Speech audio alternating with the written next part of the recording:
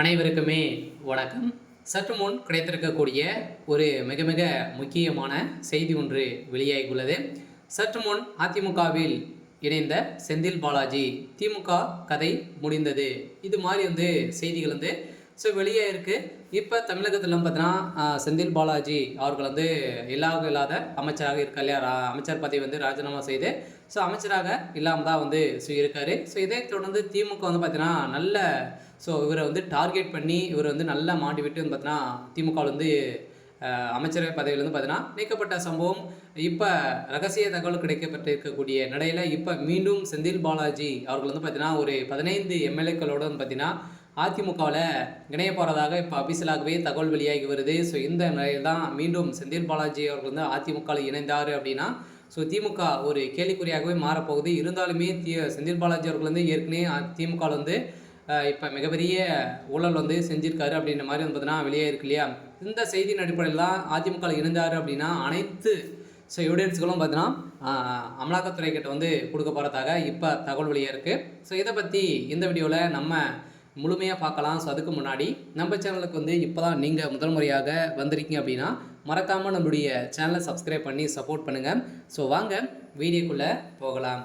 அதை பற்றினா ஏற்கனவே செந்தில் பாலாஜி அதிமுகவில் அதுக்கப்புறம் பார்த்தீங்கன்னா அமமுகவில் சேர்ந்து அனைத்துமே நிராகரிக்கப்பட்டு இப்போ திமுக இணைந்து அமைச்சராக இருந்திருக்காரு. இது டாஸ்மார்க்குடைய அமைச்சராக இருந்திருந்த செந்தில் பாலாஜி இப்போ டாஸ்மார்க்குடைய நிறுவனத்தில் ஒரு மிகப்பெரிய மோசடிகள் ஊழல் நடைபெற்ற கண்டறிந்து இப்போ அமலாக்கத்துறை அதிரடியாக அவருடைய அமலாக்கத்துறை கஸ்டடியெல்லாம் கைது செய்யப்பட்டிருக்காரு.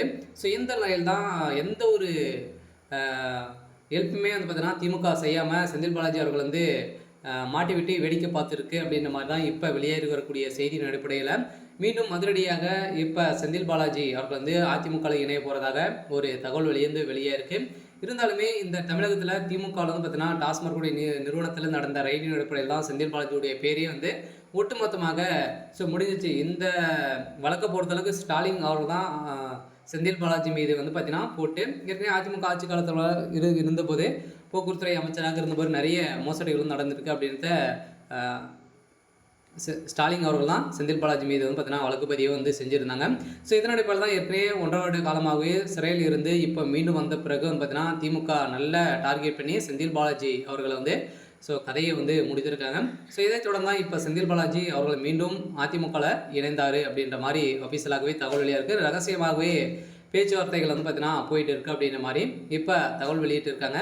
சில கட்டாயம் செந்தில் பாலாஜி அவர்கள் அதிமுகவில் இணைந்தார் அப்படின்னா அதிமுக ஒரு மிகப்பெரிய வெற்றிகள் பெறப்போகுது. திமுகவுடைய கதை இப்போ ஒட்டுமொத்தமாக முடிய போகுது. சில திமுக ஒவ்வொருவாகவே பார்த்தீங்கன்னா ஒரு 15 எம்எல்ஏ கூட செந்தில் பாலாஜி வெளியே வந்துட்டார். சரி, ஓகே. இன்னைக்கான அப்டேட் பார்த்தீங்கன்னா இதுதான். மறக்காமல் நம்மளுடைய சேனலை சப்ஸ்கிரைப் பண்ணி சப்போர்ட் பண்ணுங்கள். தேங்க்யூ.